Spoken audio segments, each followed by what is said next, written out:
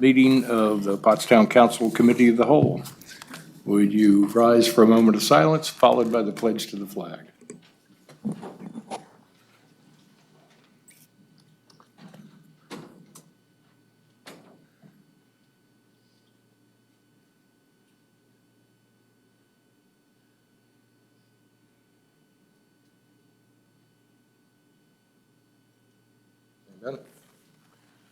I pledge allegiance to the flag of the United States of America and to the republic for which it stands, one nation, under God, indivisible, with liberty and justice for all.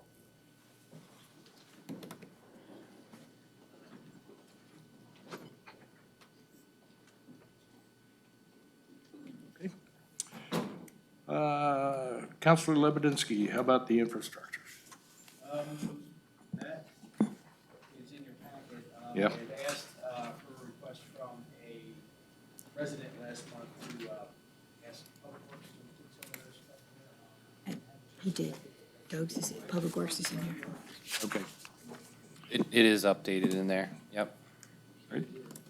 And transportation? Meeting in September. Anyone? No, there's no meeting. No meeting, okay. Efficient methods, Councilor Lebedinsky. Yes. You did- Last month. Yes. Let's see, we were trying to get waiting times improved. We updated the webpage and the service portal to include bills, jobs, and permits, improve the bills, billing and permitting. We updated the service requisitions for streetlights and water sewer, and also it was also updated to address exterior property issues. So we're in the process of working on that. Okay.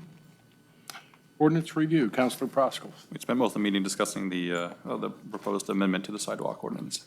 Very good. And he is economic development. Ms. Lee.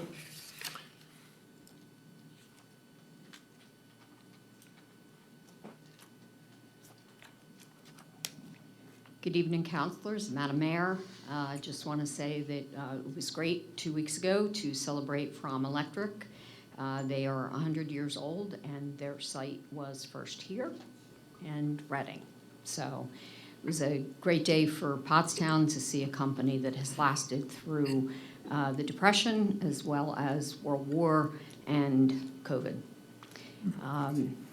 Fête en Blanc, we have released some more tickets, so if you want to get on the website, and we do have a few more, but we don't want empty seats, so if you feel like you want to experience it, please come out. The rest of my time, I would like to just yield to Mr. Orr for the Low Show. Okay. Hello again. Very briefly, to not take up too much time, some of the metrics we have for the show coming up, or some of the facts and figures. We have people from 10 countries attending. We have owners with their own cars coming from 7 countries. The owners that are coming from France, Belgium, Germany, etc., we've talked to quite a bit, and they've said, we're going to go to Manhattan for a day, Washington, D.C., do the museums, etc., for a day, and we'll spend 5 days in Pottstown. So I just couldn't be more excited. Paid, there's been a lot of businesses in town that have been this huge amount of help. We have the carousel rented for an evening for a special event, lots of businesses opening special hours. So I just want to preface the show by saying thank you to all of the businesses for being a huge part of that. And I think we've just about filled every hotel from here, 2-3 exits down 422 for the whole weekend. So Wonderful. Thank you to all those businesses and to Paid and the borough for having us. Not to be a wise guy, any from Dubai? No, but there's always a story. Go ahead. It's on the radar. All right. We shipped a car from the Middle East to the event in Austria that we've modeled this event here on, and I handled the logistics for that car. And was that gold plated? No. Okay. Different stories on that, off record. But yeah, we have France, Belgium, Luxembourg, Germany, Holland, USA, I should start with USA, and Canada for cars attending, being driven or shipped in specifically to come to Pottstown. Excellent. And the reviews we had last year of what a beautiful town, how welcoming everybody was. We have more cars registered. We have the same pop-up stores, which again, working with Paid, we did that last year, and now some of those stores have been rented. And I've been a resident of Pottstown for 16 years or so. I would love nothing more than to have no unoccupied properties available for commercial, but while they are available, and it's interesting even a year later, seeing us moving a little bit further out from the 200 block to try and find good properties. So I hope that continues, and we struggle to find ones for pop-ups. But in the meantime, we have brands from Pennsylvania, North Carolina, California even coming in to open stores for the week. Excellent. Thank you. Thank you. Okay, and while I have you, Peggy, how about the land bank? No updates at this time, but we should have updates next month for you. Very good. Human Relations, Ms. Levingood. I'm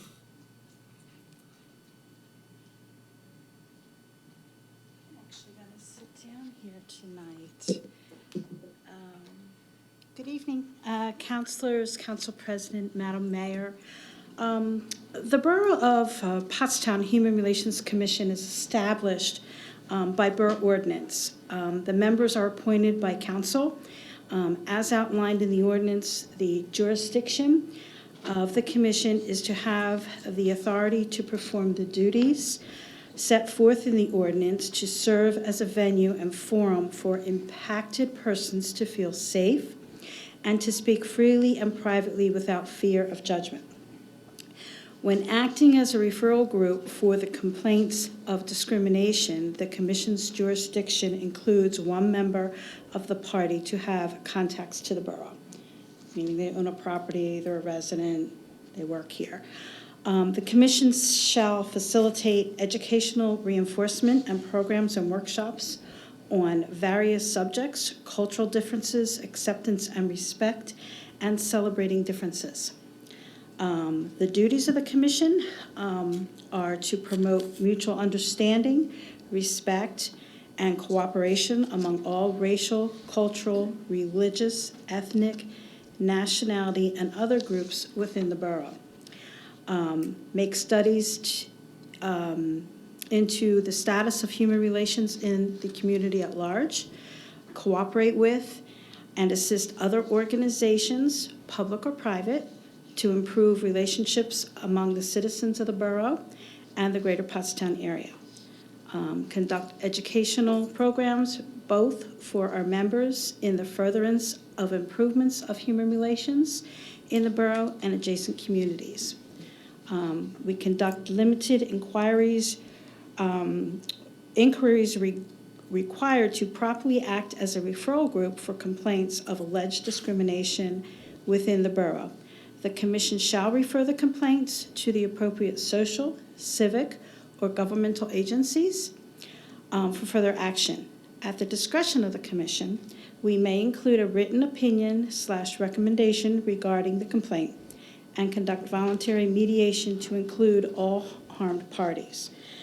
Report activities to council and comply with requirements of a local Human Relations Commission as set forth in Pennsylvania statutes and regulations. The mission statement of the commission is through collaboration with existing organizations.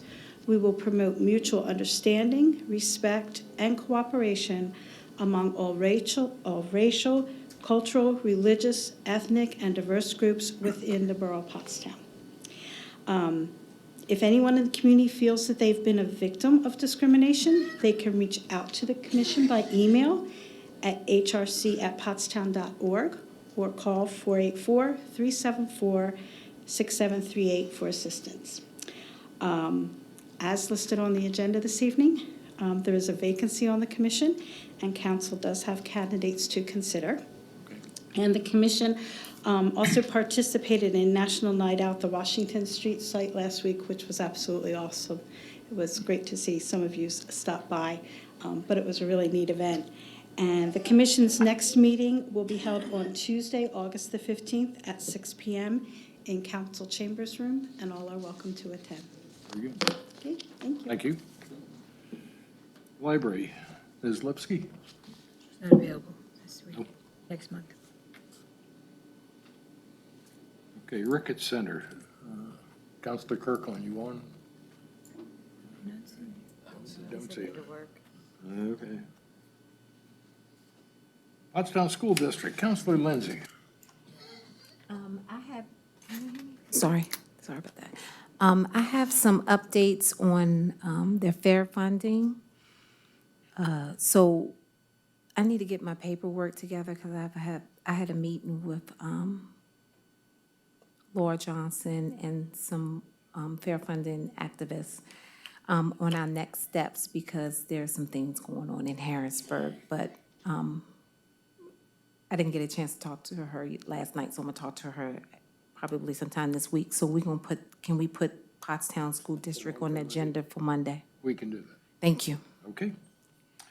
And for solicitors' general discussion, Yes, Mr. Hovey. thank you, President Wien.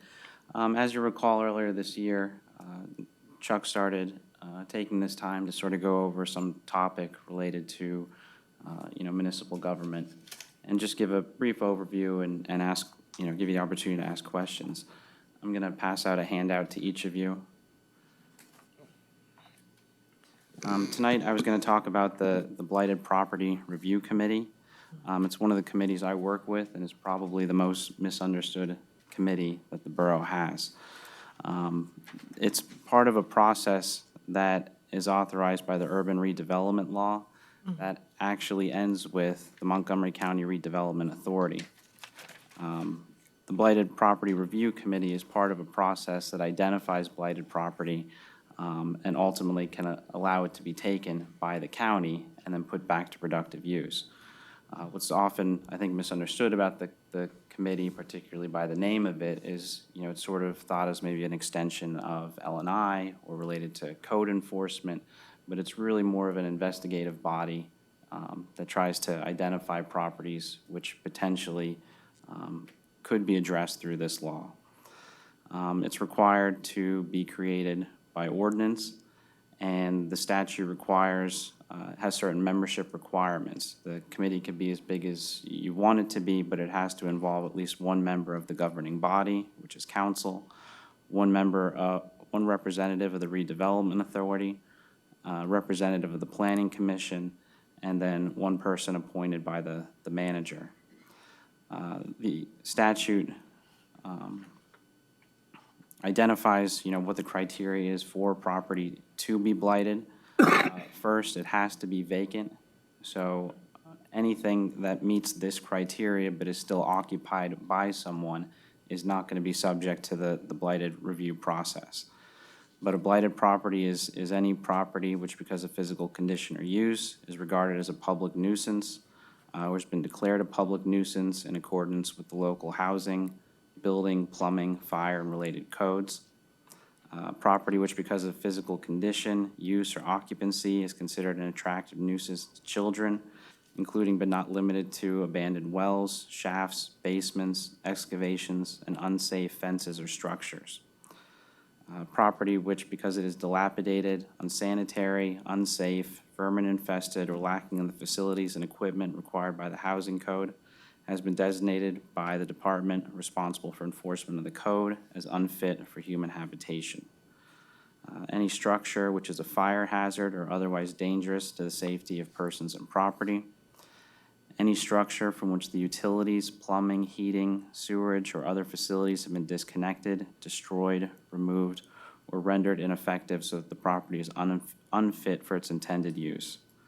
Any vacant or unimproved lot or parcel of ground in a predominantly built-up neighborhood, which by reason of neglect or lack of maintenance has become a place for accumulation of trash and debris, or is infested with rodents or vermin. Any unoccupied property which has been tax delinquent for a period of 2 years. Any property which is vacant but not tax delinquent, which has not been rehabilitated within 1 year of the receipt of notice to rehabilitate from the appropriate code enforcement agency, or any abandoned property which meets the criteria there. And essentially, any of these properties that would meet these conditions and be vacant would be identified to Blighted Property Review Committee. And there's a three-step process that begins with blighted, then involves the Planning Commission, and then the Montgomery County Redevelopment Authority. The handout I provided to you is a summary I had prepared for the committee earlier this year that really lays out exactly step by step what that process is. But the overview of it is the property has to be inspected, a resolution has to be adopted, which explains why the property is blighted. It gets referred then to the Planning Commission, who goes through those same steps, and then the property owner has to be given notice that the property is deemed blighted and given a certain period of time to remediate the property. They can either appeal that determination, or if they don't, then the next step is to refer it down to the county to be addressed.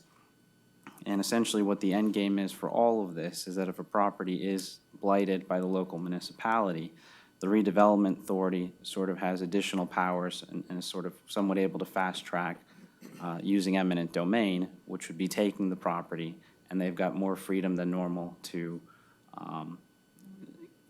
give the property, dispose of the property however they want to. The issue comes in as all of this is normally contingent upon funds being available at the county to actually, use eminent domain and take the property and go through the process. So in truth, it's been a rarely used process. It is ordinarily only used when there is someone interested in the property who's also willing to pay all the costs associated with the taking process, which would include having to pay fair market value to the property owner. So I'm only aware of, I think, one instance where this has happened. Genesis Housing, I think back around 2010, had identified a property, and that's exactly what they did. They paid all the fees and costs associated with the taking process, as well as compensating the property owner.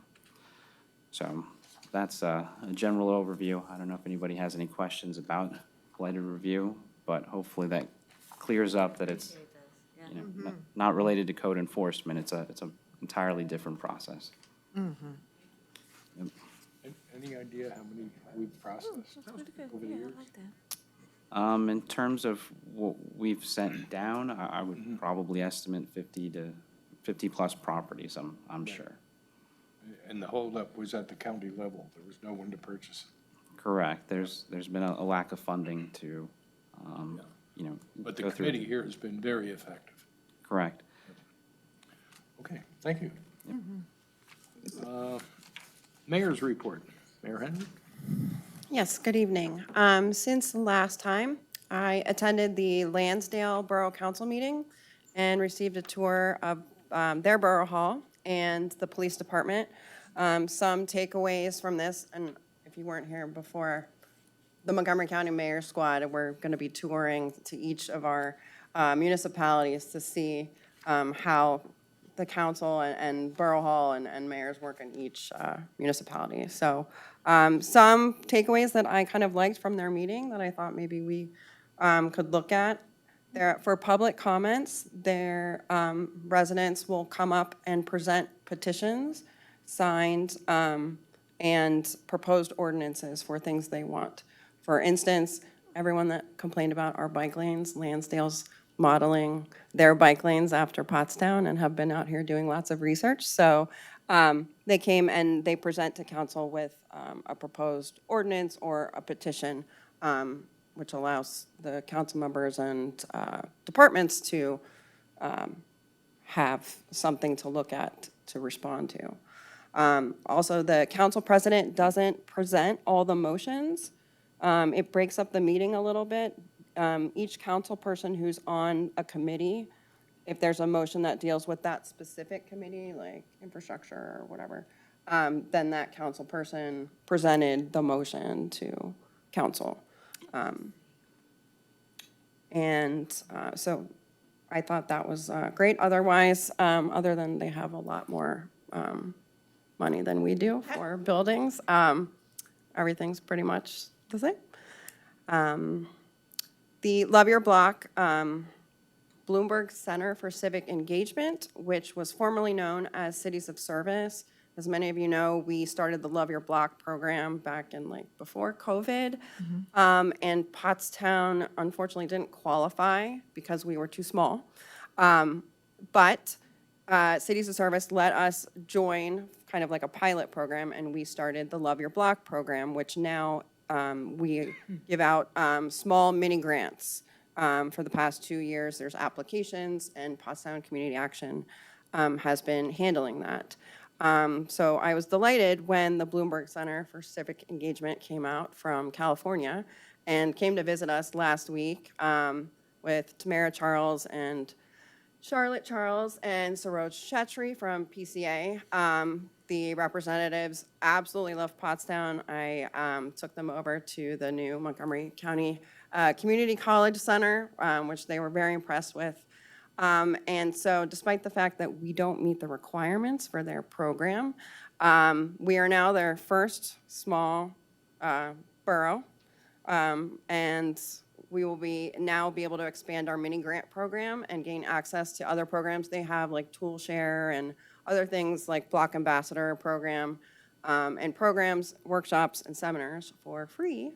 And we'll be looking to partner with the schools to get credit for volunteer hours that they need in conjunction with community service cleanups. Our Community Leaders Breakfast meeting met at the cluster this month. Jackie Good's the new director.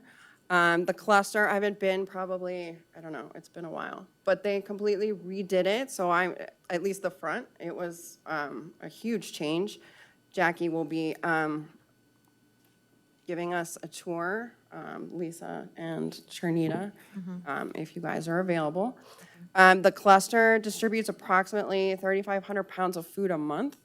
They work currently with about 42 families a month, like regular families in the borough. And they have a new smart choice shopping system, which is actually like really cool. It's kind of like Instacart. So families can come in and they shop for food on a point system, and they have choices. So they don't always have to get the same thing. And, they can save up points to get something that they may not be that great for them, but it's more points. So, and that system has been going really well. They've been collaborating with the YWCA, the Salvation Army, and others in the community to redistribute and share items, which is good to know. And I will skip that. We had a successful, very well-attended, and safe National Night Out. So I want to thank the first responders and all the volunteers who put that on. Coming up tomorrow, August 10th, 5:30 to 7:30, is our last Pottstown Play Streets. Where? Sorry. Go ahead. If you would let me finish. At Spruce Street Park, 5:30 to 7:30. I have not been able to go this year because of work, so I'm going to try to make this one. If not, You Trinita. have to, I'm going to be there. Right. August 24th at 6 p.m. is the Hobart's Run neighborhood meeting, and they are meeting at the Flex Space at Espresso Yourself, the new coffee shop on High Street. September 16th, starting at 9 a.m., the Schuylkill River Trail is hosting their annual Ride for the River. It starts and ends at Riverfront Park. Registration is available. There's a 4-mile ride, a 15-mile ride, and a 35-mile ride.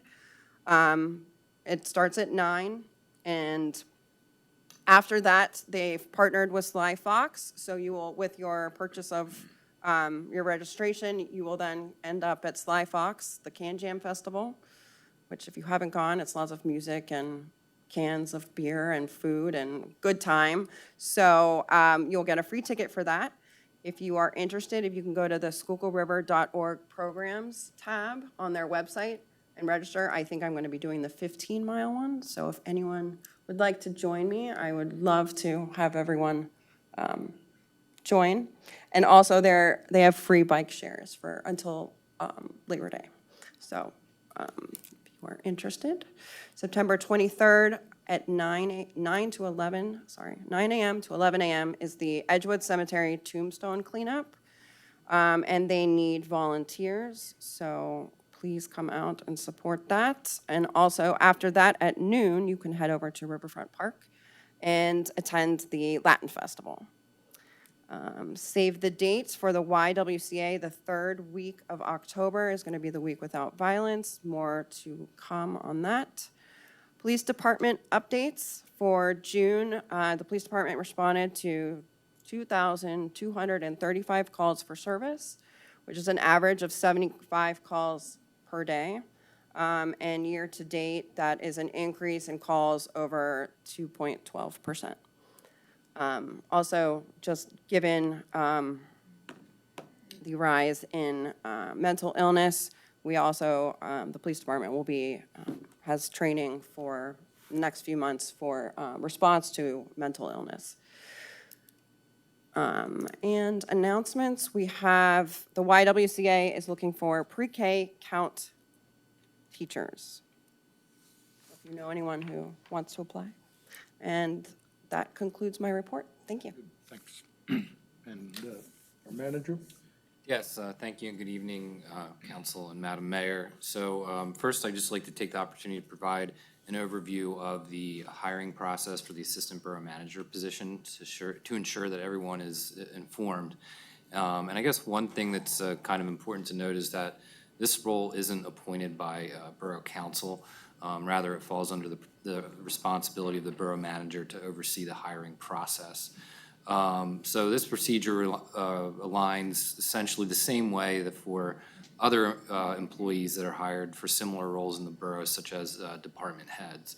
So where we're at on the progress, the job advertisement was posted on June 13th and closed on July 18th. Over the past weeks, we've been in the process of diligently reviewing all received applications. Upon completion of the assessments, we'll compile a list of candidates for the interview stage. And we anticipate conducting first and second round interviews between the end of August and the beginning of September. The interview panel will consist of myself, the HR director, a council member, and a representative from the Borough Authority. This way, we ensure that the committee is well-rounded and brings various perspectives to ensure a comprehensive evaluation. Moving on from that, I have a couple authority projects that I'd like to update everyone on. So the $1.2 million lead line replacement project is now substantially complete.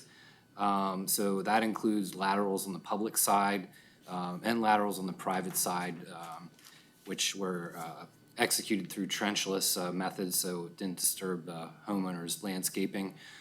This approach was effective. It resulted in the completion of 100 service connections, and then 6 were on the private side or privately owned. And we're happy to note that the project was, even though it was grant funded mostly, it was executed under budget.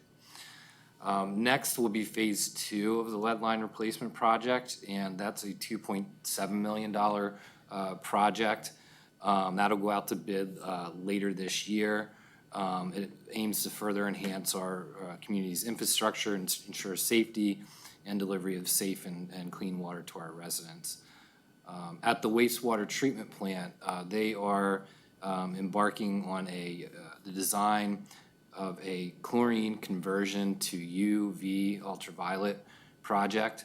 And this really is kind of in line with our environmental stewardship and financial prudence.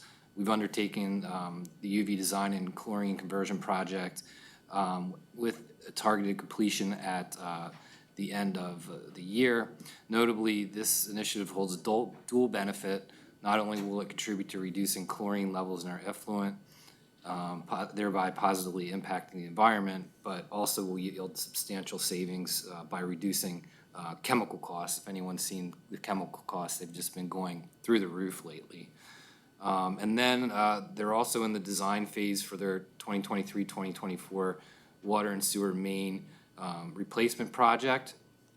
So the engineer is now conducting camera inspections and surveys and planning so that they can execute on this vital infrastructure upgrade. So that's authorities moving forward really nicely here with a lot of good projects going on. And then lastly, I'm happy to note that Our intern has been successful in tracking down the original files for the 13 historic walking tour signs in the borough. And I just approved a invoice to purchase new ones, and we'll have them installed as soon as they're in. And that concludes my report. Very good. Thank you. Okay. Mid-year budget adjustments. Is that you or? Yeah, I can take that. Yeah, so basically, just so everyone understands, the mid-year budget adjustments allows us to modify budgets within a fund to ensure that the overall budget remains aligned, or that fund budget remains aligned with the adopted budget. But it allows us to kind of adapt some of the line items to account for unforeseen circumstances that might come up. So this has been reviewed with the Finance Committee, and there is a copy of the adjustments attached to your agenda. And if there are any questions, please reach out and let me know. Okay. Vacant property registration. Yes, so the previous company that we were using for this service could no longer service us. We were notified somewhat last minute.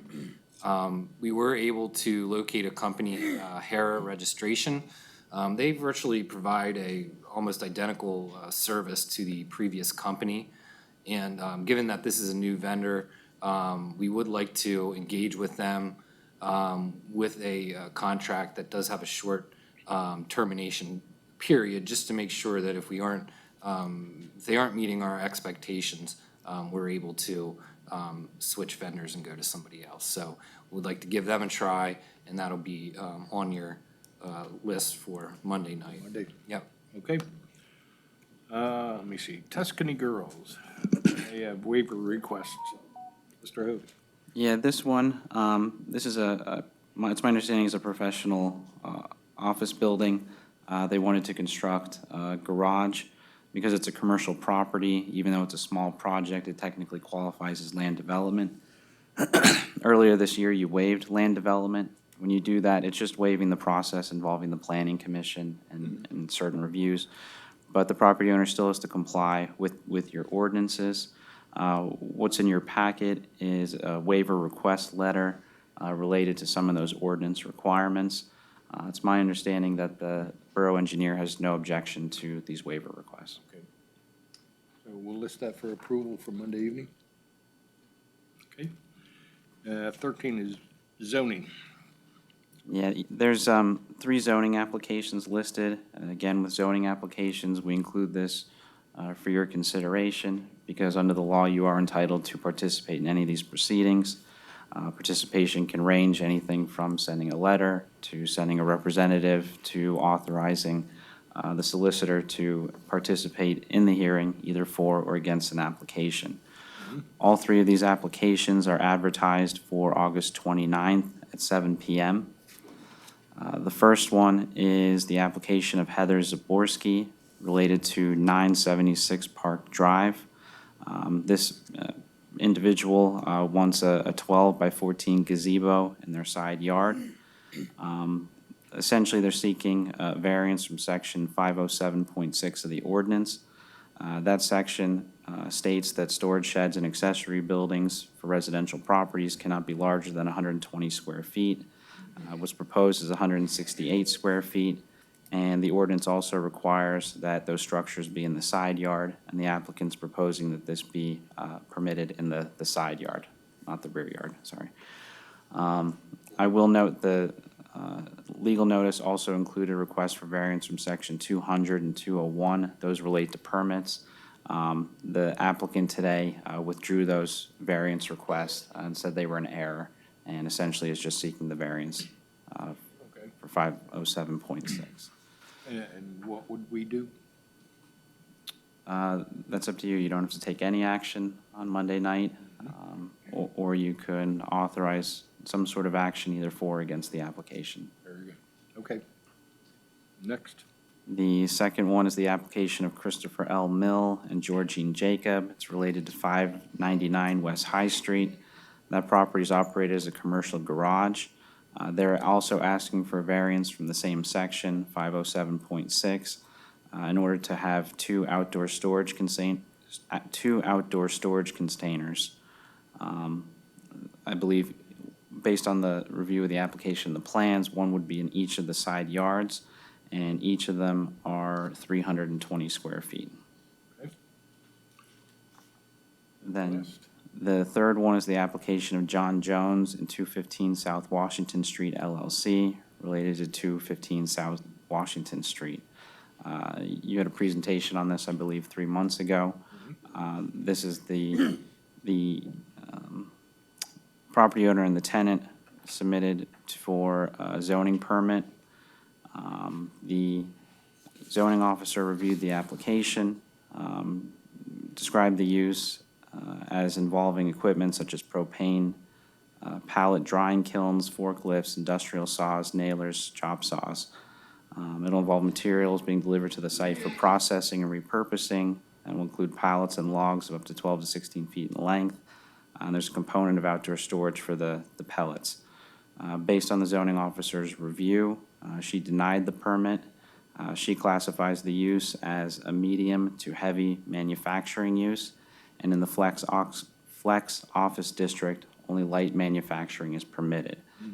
The applicant here has appealed that determination, and in the alternative has requested a variance to operate either a medium or heavy manufacturing use.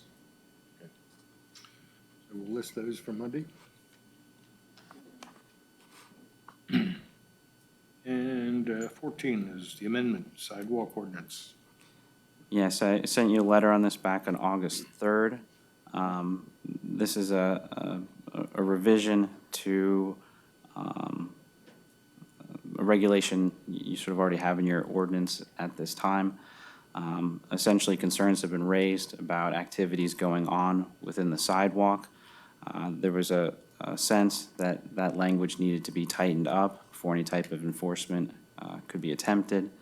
This was reviewed at the Ordinance Review Committee, and what's proposed to you can be explained as basically as it'll be illegal to use the sidewalks for any way other than passage unless it's otherwise authorized by council, either through an ordinance or through an approval by council. This includes the zoning ordinance, so things like outdoor dining, if it's permitted by the zoning ordinance, would not be illegal under this proposed revision. Likewise, things, sandwich board signs, other type of signage that might extend into the sidewalk area, if permitted by the zoning ordinance, would still be allowed. Okay. We'll list that for Monday.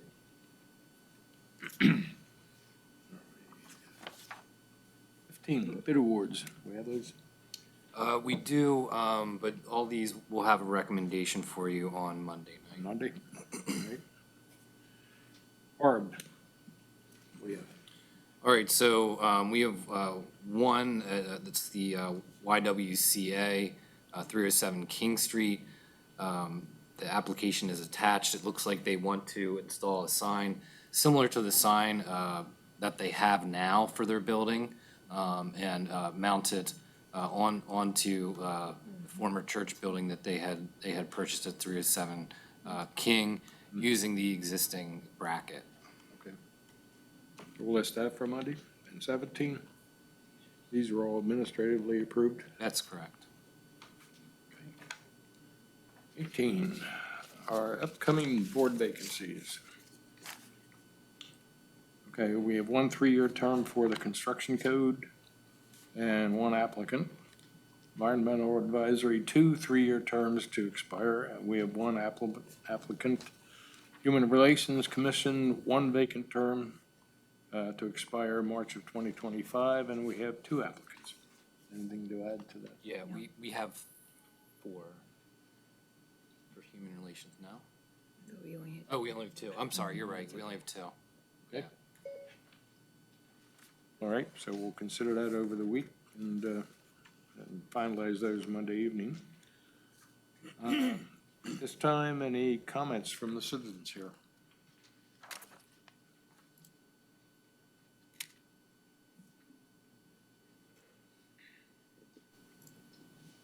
You need to come up and sign in.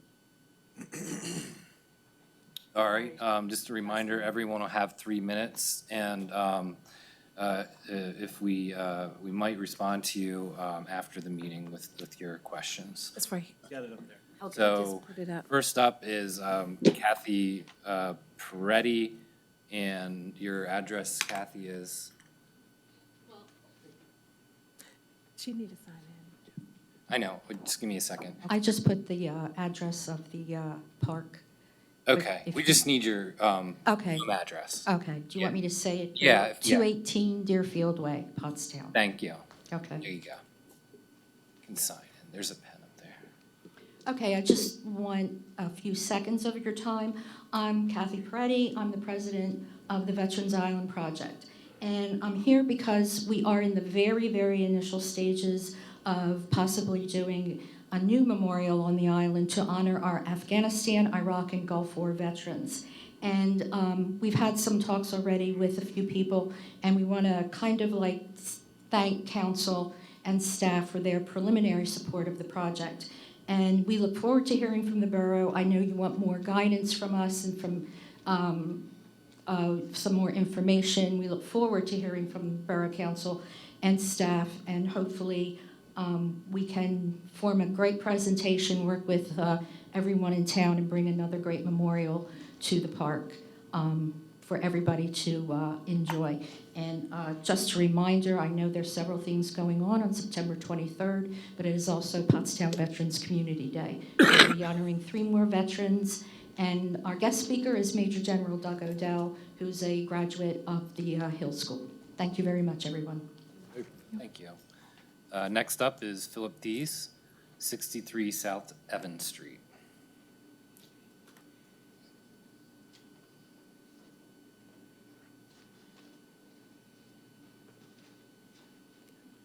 Thank you. Very brief, if I may.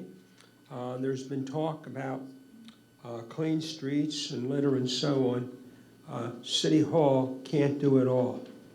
People in town have to have a change of heart and clean up.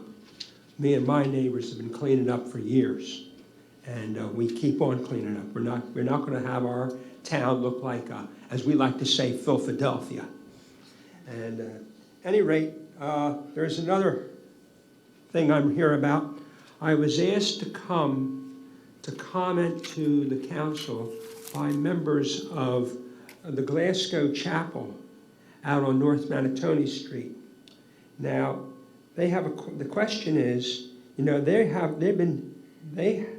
about property taxes at the corner of Manatoni and Glasgow at 646 Manatoni Street, known as Glasgow Village Chapel. Since 1883, the chapel has been tax exempt. Why is the chapel paying taxes for the last 2 years?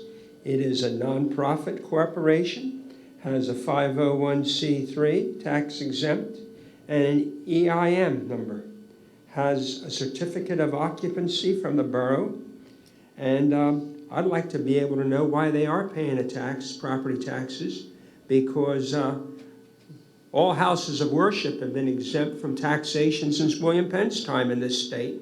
And I'm not a member of their church, but I'm concerned that this will lead to later on taxing other houses of worship, including mine. And I'm just drawing that to your attention because I don't think the public really knows what's going on here. Thank you. And Thank I'll you. wait for after the meeting, maybe I'll get an answer.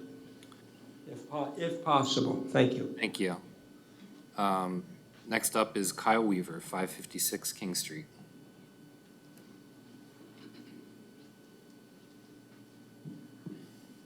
Good evening, Council and Madam Mayor. I got it right this time. I'm here again to talk about my monthly trash issue that the town seems to have.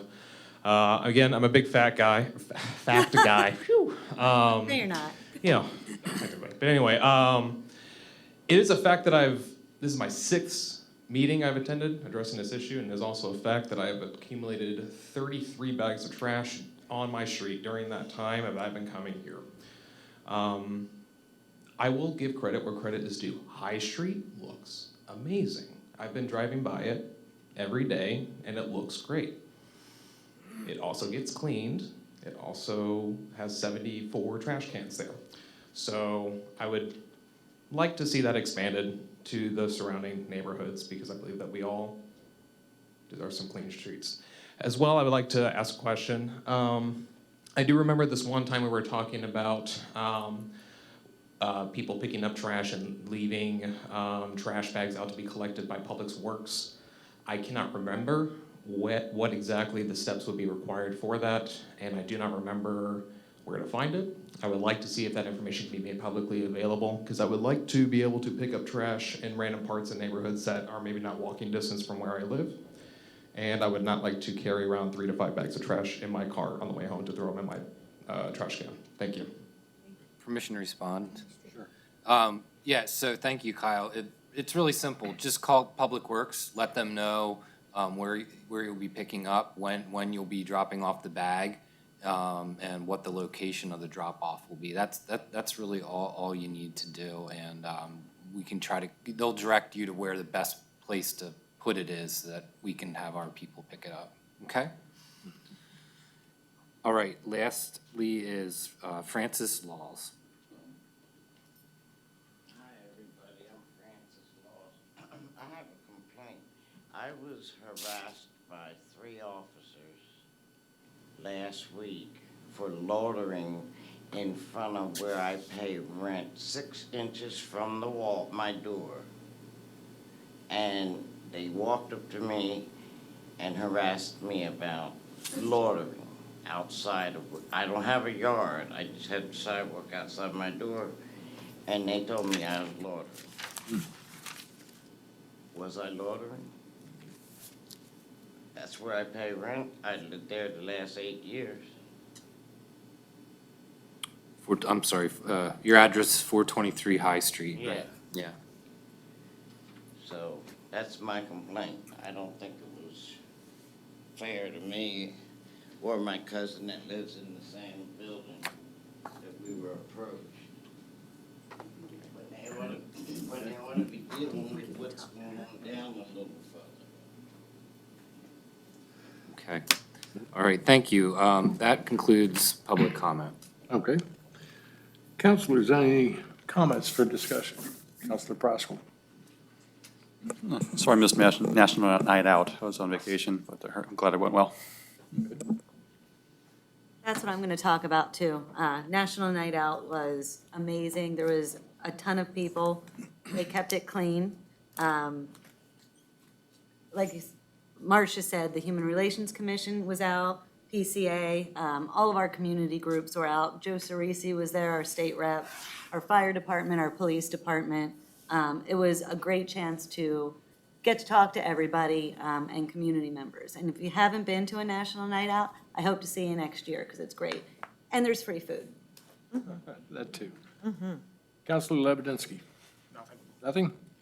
Councilor Lindsay. I'm sad I didn't attend National Night Out. I usually do, but I had to work, so I didn't go there.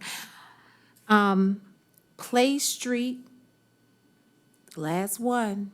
This is your opportunity to come to this party tomorrow at 5:30 at the Spruce Street Court. So just come out. It's gonna be lit. You know what lit means? It's gonna be a party. So come on out.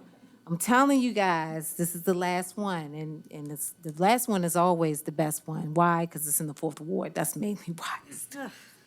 That's mainly why it's the best one. Let's see. Oh, Peggy, she's still here? Oh, Peggy, I went on the FET website. Okay. Okay, thank you. Okay. I talked to Tamara at the last Play Street thing that I went to, and I want to try to get up the block captain. Oh, I got 3 minutes. Okay, well, that's it.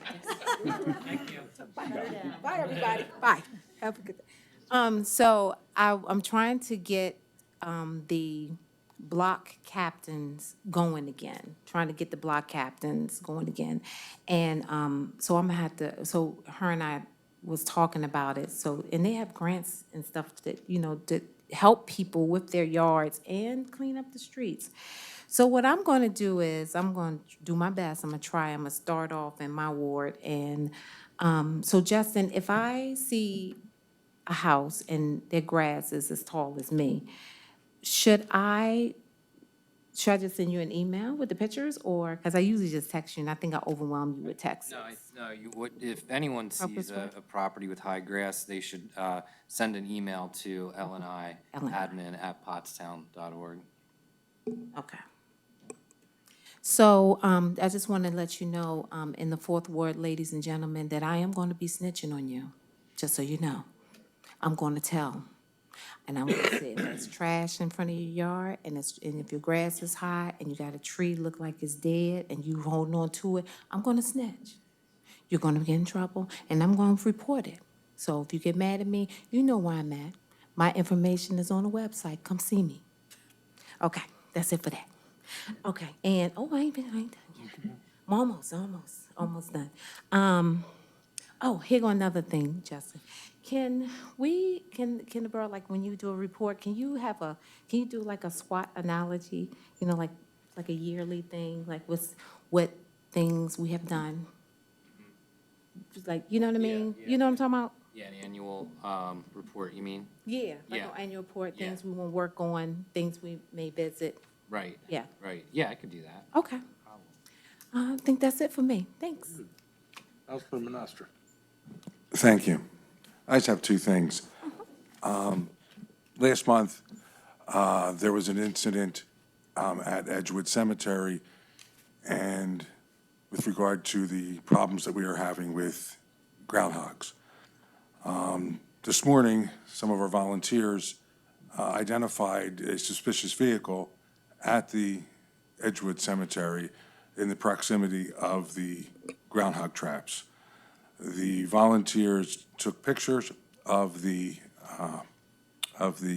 vehicle, and I reported this to Chief Markovich and Mayor Henry. Within 3 to 4 hours, the witnesses were interviewed.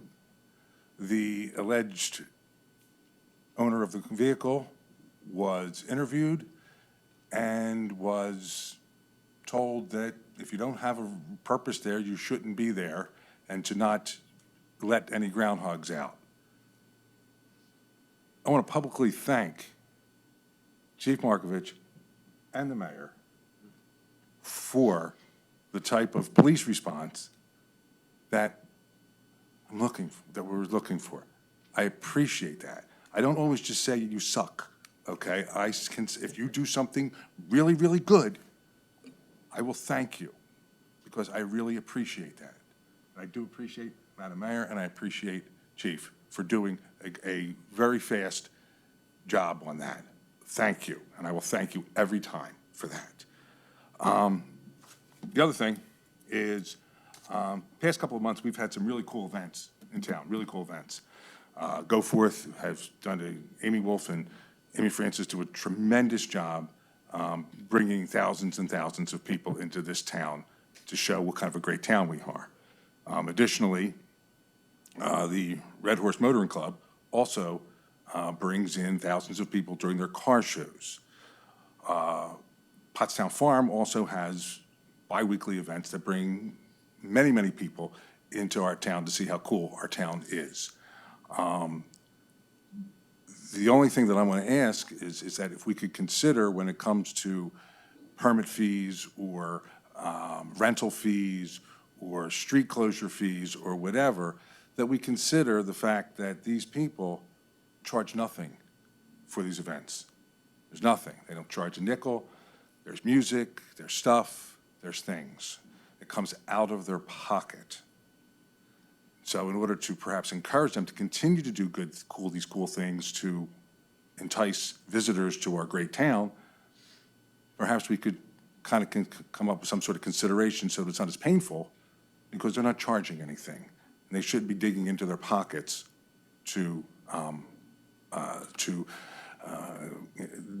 there should be some accommodations made. I'm not saying it's free. I'm just saying that there should be some accommodations, because they're doing a good thing and they're not charging anybody for it. So that's all I would like to see that we do. Because I appreciate what people like Sheila Dugan do, and I appreciate what Chuck Harders does, and I appreciate what Amy Wolf and Amy Francis do. I appreciate it. And I would like to see that encouraged as much as possible, because it's a good thing for the town to bring thousands of people into the town. That's it. Thank you. Madam Mayor? Nothing. Okay, and I have nothing more to add here. We will be going into executive session. We'll be discussing litigation. We'll make no conclusion, and we will not return. So, meeting adjourned.